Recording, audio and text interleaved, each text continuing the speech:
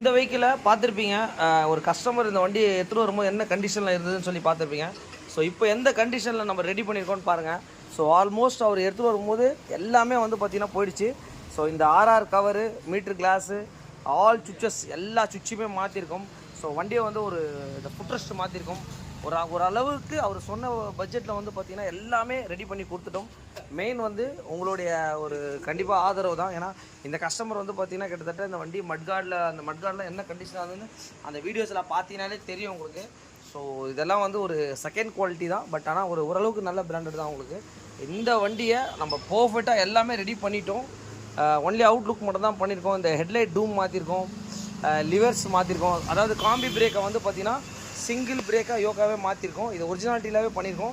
இது Honda ஆக்டிவாவோட old மாடலில் அதை எடுத்துகிட்டு அது டேரக்ட் ஃபிட்டிங்கே பண்ணலாம். இங்கே பாருங்கள். ஸோ சிங்கிள் கேபிளாக மாற்றி ரெடி பண்ணிட்டு இந்த மாதிரி எந்த வண்டியாக இருந்தாலும் கண்டிப்பாக எஸ்கே கான்டெக்ட் பண்ணுங்கள். Thanks to